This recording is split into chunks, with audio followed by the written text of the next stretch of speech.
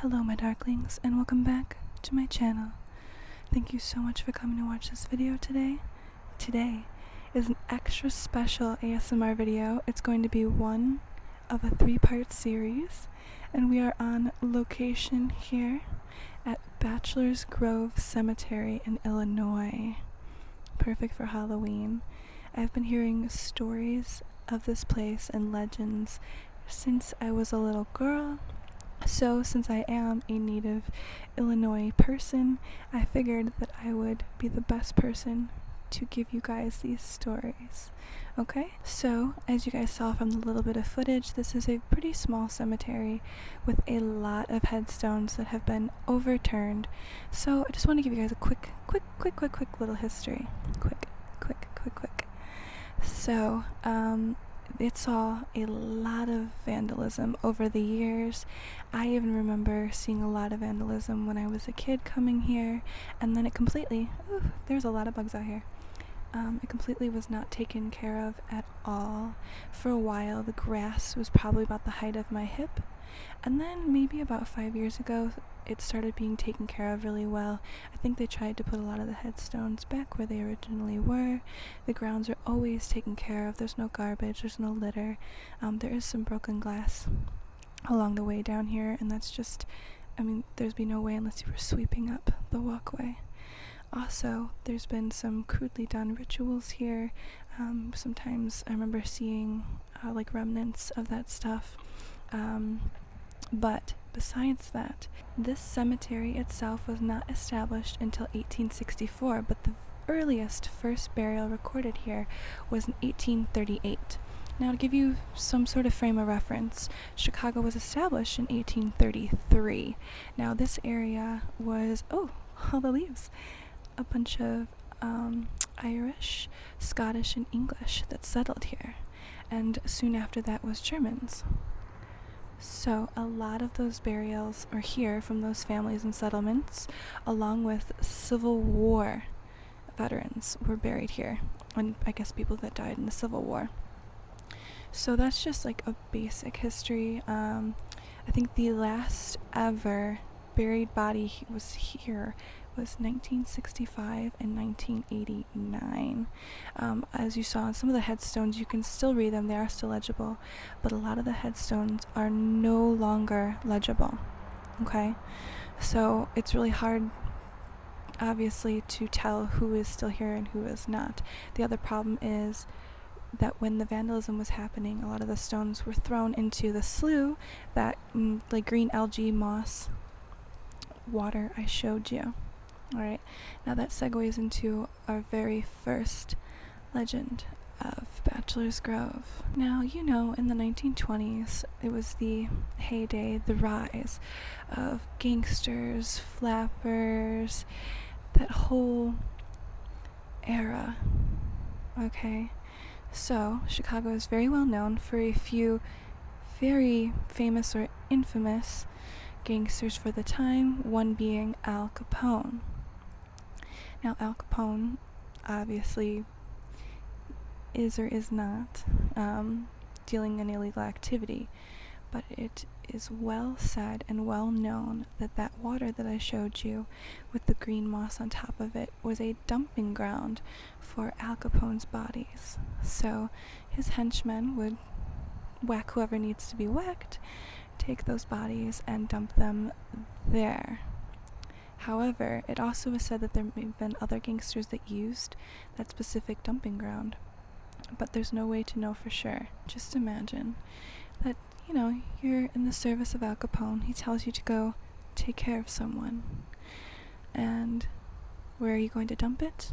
Oh, this random body of water in the middle of a bunch of forest. Seems perfect. But someone must have seen at some point in time who probably ended up in there, because how did the stories begin? Okay.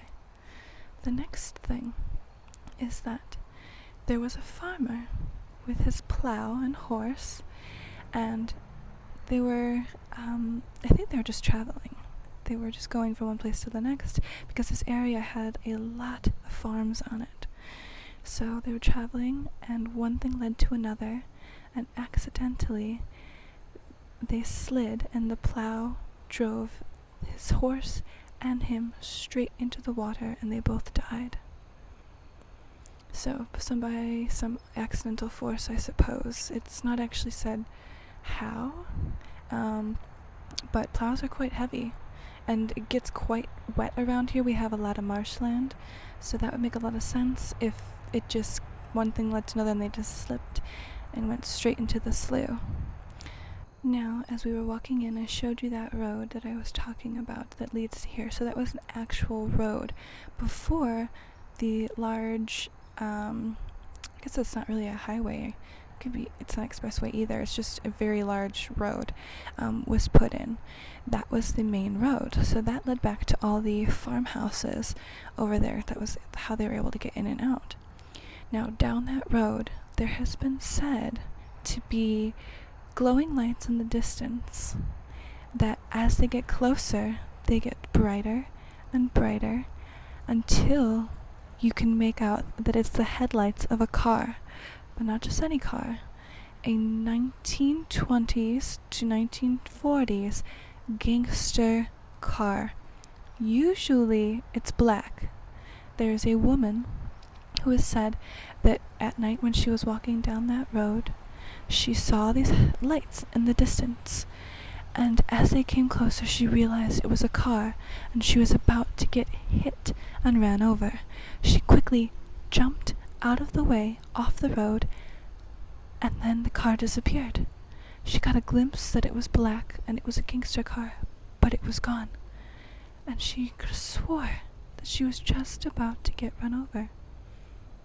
So I think it's safe to say that definitely there are spirits around here, especially from the 1920s gangster era, that have stuck around. Their energies have stuck around. Maybe it's the gangsters are being punished for dumping bodies here. Maybe it's the bodies that were dumped here because they were from a rival gang. Or maybe it was someone who was buried here who was a gangster, or just someone who was from that era and drove that type of car. Even though that type of car is pretty synonymous with gangsters, it could just be someone that lived in that era. Or it could be a farmer. It could be someone who died back on one of the farms and was just driving down that road to go to the grocery store, or who knows where else. Maybe back into the big city of Chicago. So, if you're around here and you see some sort of gangster or anything like that, I would definitely love to hear, because there is one more gangster story.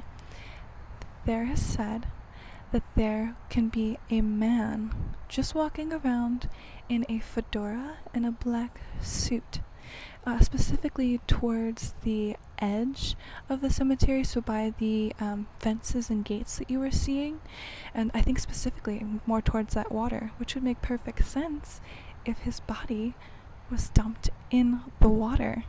Now, there's been no identification of people or anything like that, so there's no way of knowing who this spirit might be.